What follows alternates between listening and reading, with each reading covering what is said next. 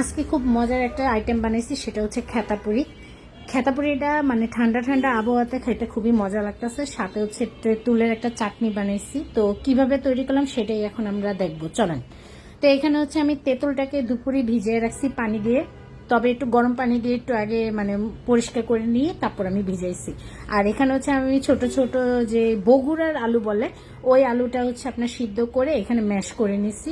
আর আলু ভর্তাটা বানানোর জন্য হচ্ছে আমি এখানে কাঁচা পেঁয়াজ ইউজ করব না, এখানে হচ্ছে আমি ভাজা পেঁয়াজটা ইউজ করতেছি। তো পেঁয়াজটাকে হচ্ছে আমি একটু বেরেস্তার মতো ভেজে নিতেছি, একেবারে লাল লাল কালার করে নিব।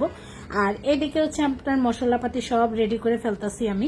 তো এখানে হচ্ছে আমি ফার্স্টে আলুটাকে ম্যাশ করে এইখানে হচ্ছে আপনার যেই মশলাগুলো ছিল, যেমন ধনিয়ার গুঁড়া, জিরার গুঁড়া, তারপর হচ্ছে চিলি ফ্লেক্স, একটু গোলমরিচ, তারপর লবণ পরিমাণ মতো, একটু বিট লবণ দিলাম, আলুটাকে ম্যাশ করে এখানে হচ্ছে সব। আর হচ্ছে এই যে ধনিয়া পাতাটাও দিয়ে দিছি।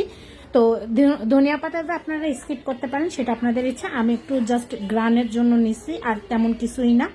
এখানে হচ্ছে আপনি মশলা যত দিবেন তত মজা হবে। তো এখানে হচ্ছে আমি পুরাটাকে মেখে মিক্সড করে নিতেছি। আমি তো ভিডিও করতেছি, আমার জামাই হচ্ছে আপনার মানে সুন্দর করে এটা মিক্স করে দিচ্ছে। আর ওই যে আমি তেঁতুলটাকে ইয়ে করে রাখছিলাম, যে ওইটাকে চটকে ওইটাকে আপনার হচ্ছে আমি চাটনি দিয়ে মানে ইয়ে করে নিছি, ক্লিয়ার করে নিছি, যাতে বিচিগুলো আলাদা হয়ে যায়। তো এখানে হচ্ছে আপনার একটু চিলি ফ্লেক্স, লবণ, চিনির, গোলমরিচের গুঁড়া, ধনিয়ার গুঁড়া, জিরার গুঁড়া, তারপর আরেকটা হচ্ছে আপনার ইয়ে নিছি, কি যেন বলে ম্যাগি মশলা টাইপের, চাট মশলা আর কি, ম্যাগি মশলা অথবা চাট মশলা ইউজ করতে পারেন আপনারা। তো এখানে হচ্ছে আমি সব দিয়ে দিচ্ছি, দিয়ে হচ্ছে এটাকে ভালো করে নেড়ে নিতেছি। এখানে আপনারা চাইলে না একটু লেবু ইউজ করতে পারেন, আমার বাসায় লেবু ছিল না দেখে আমি ইউজ করতে পারিনি। আর এখানে হচ্ছে আমি আটাটাকে আপনার কাঁচা আটা আর কি, তেল আর হচ্ছে লবণ দিয়ে ভালো করে মিক্সড করে নিছি। ওইখানে হচ্ছে আপনার আলু ভর্তাটা। আর এই যে আমি এখানে ছোট ছোট পুরি রেডি করে ফেলছি।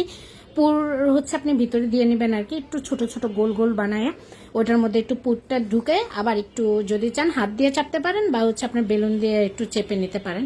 তো আমি এখানে হচ্ছে অনেকগুলো বানাইছি একসাথে, বানাই হচ্ছে এখানে গরম তেলের মধ্যে আমি দিয়ে দিতেছি। তো চুলার আঁচটা মনে হয় একটু বাড়ানো ছিল, যার কারণে দেওয়ার সাথে সাথে একটু লাল লাল কালার হয়ে আসছে। তো আমি চুলার আঁচটা একটু কমায় নিছি, চুলার আঁচ কমায় হচ্ছে এখন এপিট ওপিট করে ভালো করে ভেজে নিব।